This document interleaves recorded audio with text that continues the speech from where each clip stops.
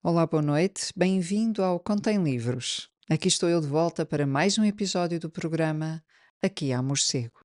Eu sou a Maria Antonieta Campos e hoje trago à conversa mais um pouco do conto O Covil, de Franz Kafka.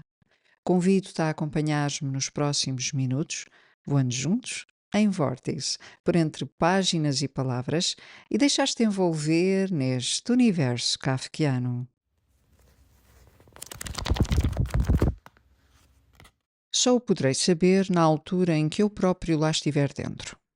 Então é que verei bem o que se passa, mas não com os olhos, ou se porventura chegar a vê-lo com os meus próprios olhos, será tarde demais. Desisto, pois, e não penetro no buraco. A uma respeitável distância do verdadeiro orifício, cavo outro para experienciar. É precisamente do meu tamanho e recoberto por igual de uma camada de musgo. Rastejo pelo buraco, tapo por cima de mim, espero pacientemente. Conto intervalos mais ou menos curtos, mais ou menos longos, consoante as horas do dia. Em seguida, rompo a camada de musgo, saio e registro as minhas observações. Dou uma experiência dos géneros mais diversos, boas e más, mas não acho nem lei geral, nem modo infalível para descer. Eis porque ainda não desci pelo orifício verdadeiro, cheio de desespero, dizendo de mim para comigo que o terei de fazer mais tarde ou mais cedo. Não estou longe de me decidir a partir para distantes terras, a retomar uma vida sem alegria nem segurança, inextricável tecido de perigos constantes.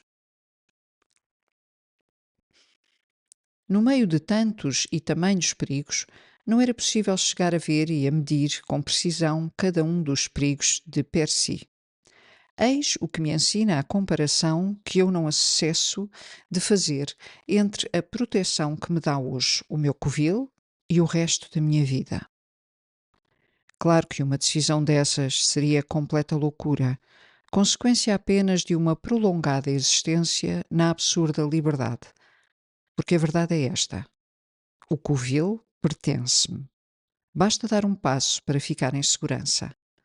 Esforço-me por me arrancar a todas estas dúvidas. Avanço, em pleno dia, direito à porta, para me ver obrigado a soerguê-la sem demora. Mas não sou capaz. Dou-lhe um salto por cima e precipito-me de propósito numa moita de silvas para me castigar. Para me castigar de uma falta que não pratiquei. Depois acabo por dizer de mim para comigo que, apesar de tudo, tenho razão e que é realmente impossível entrar lá para dentro sem dar ao primeiro quidão o que tenho de mais querido, sem o pôr, pelo menos de momento, à disposição de todos que por ali se encontraram nas vizinhanças. À flor do sol, em cima das árvores, no céu. E o perigo não é imaginário, antes pelo contrário, real como as coisas reais. Talvez não seja um verdadeiro inimigo que eu dou oportunidade de me perseguir, mas a um inocentinho, a qualquer criaturinha repugnante que me segue o rasto por curiosidade e que, deste modo, sem querer se converte no porta-bandeira do mundo inteiro que me anda atrás das canelas. E não é tudo. Existe ainda outro perigo. E este não é o menos temível de todos. Antes, pelo contrário, de certo ponto de vista, talvez o pior que me pode acontecer. Talvez seja alguém da minha espécie, perito e amador de covis, algum irmão da floresta, amante da paz, mas tratante sem vergonha, dispondo a instalar-se bem, sem ter de construir a sua casa.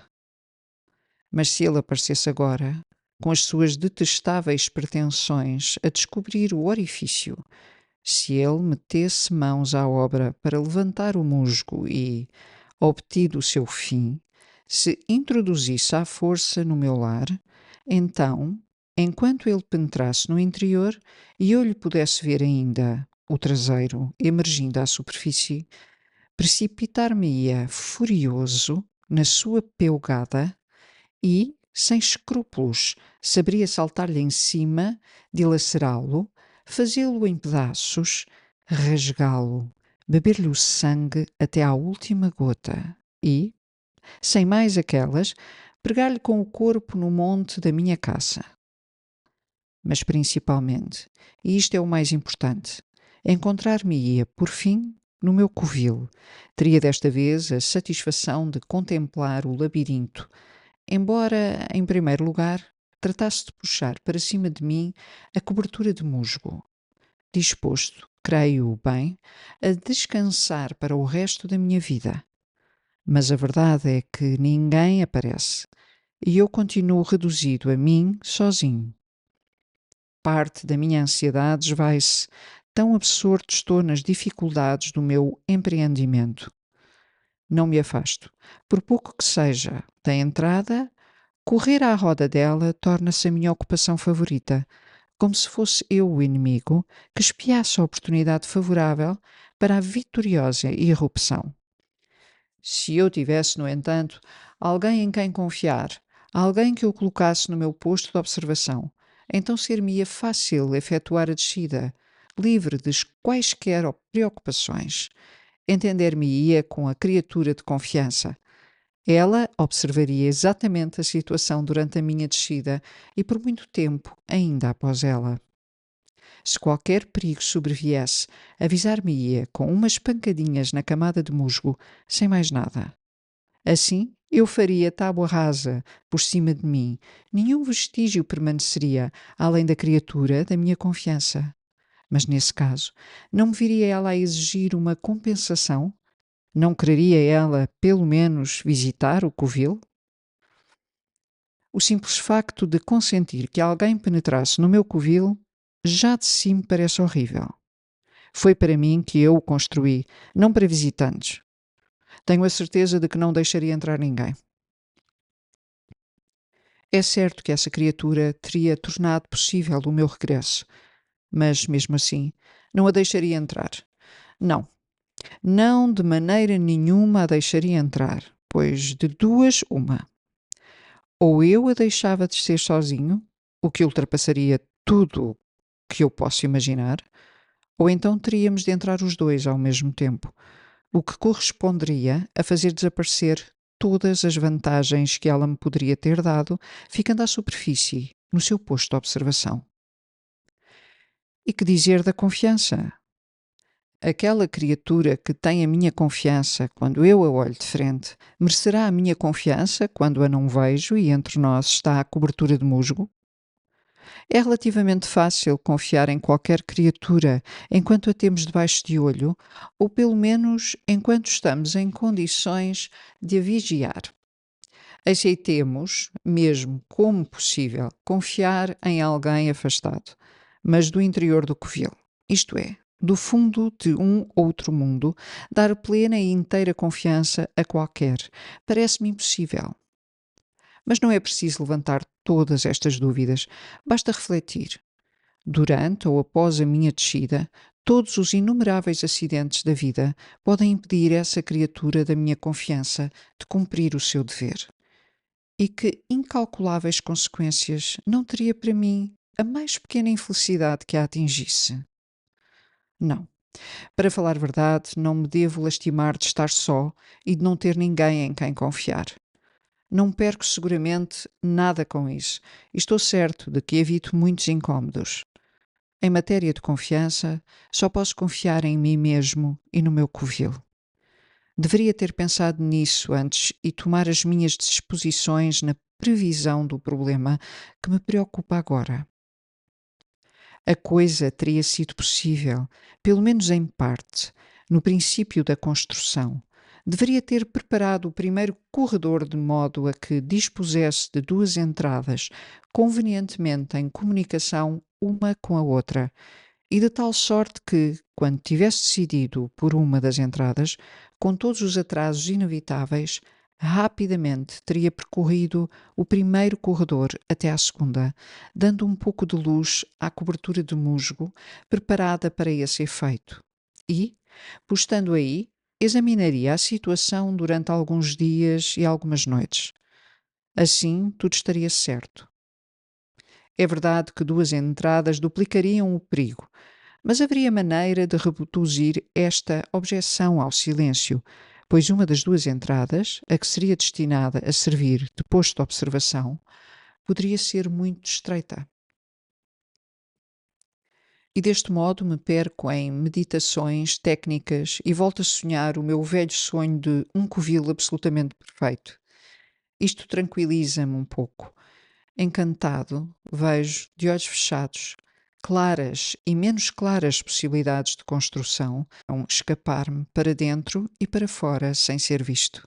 Enquanto estou deitado desta sorte, meditando, confiro alto valor a todas estas possibilidades, mas considero-as apenas como empreendimentos técnicos e não como vantagens reais.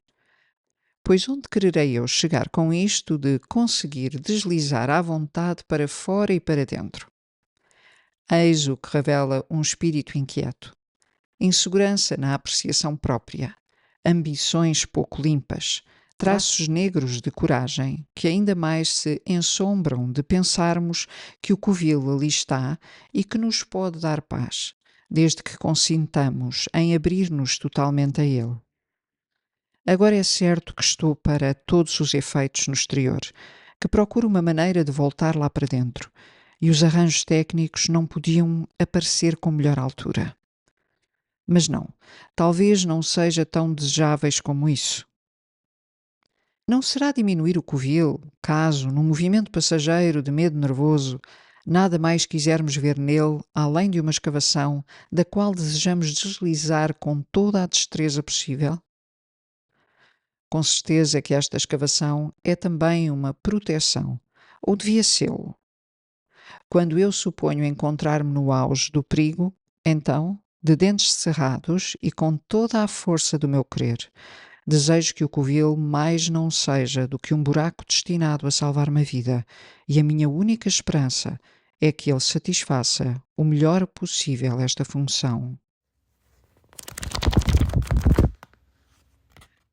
Por hoje ficaremos por aqui. Espero que tenham gostado. Kafka, onde quer que estejas, enviamos-te o nosso profundo agradecimento deste ponto do universo em que nos encontramos até esse ponto em que te encontrarás, o covil. Desejo-vos uma noite descansada. Voltarei em breve para mais leituras, estabelecendo contacto neste universo infinito. Voarei até vós, à velocidade do som, daqui para aí, para mais um episódio do programa Aqui ao Morcego.